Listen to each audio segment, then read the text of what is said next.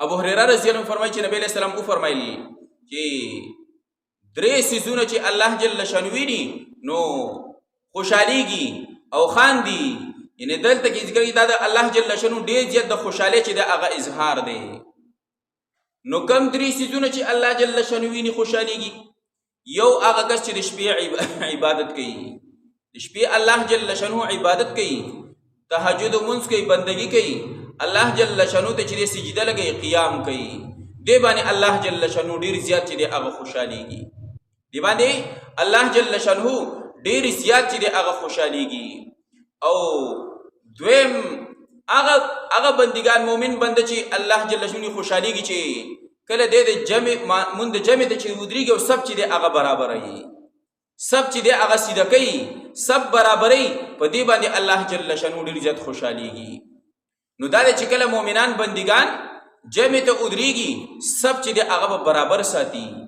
او نږدې نږدې به ودرېږي، منځ کې به فاصله نه چې دی نه پرېږدي. ځکه حدیث مبارک کې راځي نبی علیہ السلام به پر تاکید کو، بار بار به فرمایل تاسو چې دی یو بل ته نږدې کوي،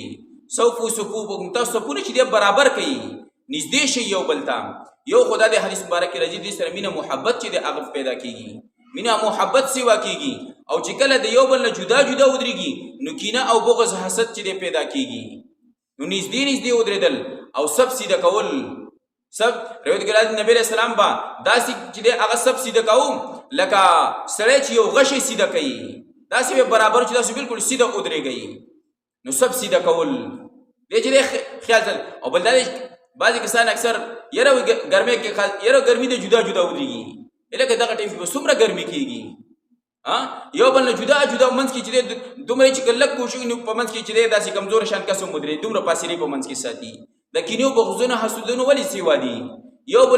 بل نه زړونه چې دي جدا دي، زړونه چې دي هغه د یو بل نه ډک دي،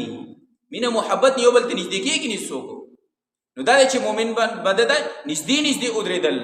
بالکل اوږه د یو بل سره لګوي چې جوخ ولاړي دی یو بل سره. او بل حدیث کې دا هم راځي چې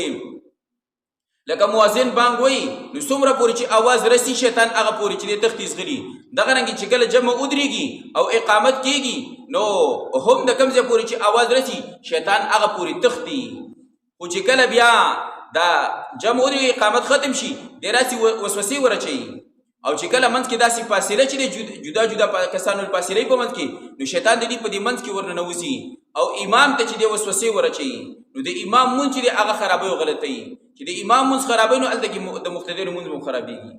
نو دې وجې نه جوخ جوخ ودرېدل په جمع کې، نږدې نږدې ودرېدل، د سره مینه محبت چې دی هغه سیوا کېږي او الله جل شانو په دې باندې چې دی ډېر زیات خوشحالېږي. نبي علیه السلام فرمایل چې سب ته چې دی ودرېږي دې باندې نبي علیه السلام چې دی الله جل شانو نبي علیه السلام فرمایل الله جل شانو ډېر زیات خوشحالېږي. او دریم نمبر هغه کسان چې ویني ډېر خوشحالېږي چې کله د مؤمنان بندګان د جهاد دپاره سب چې دی هغه تیاروي، سب ودرېږي داسې قطار کې ودرېږي، سب صورت کې ودرېږي د جهاد دپاره، دا چې ویني نو الله جل شانو ډېر زیات خوشحالېږي.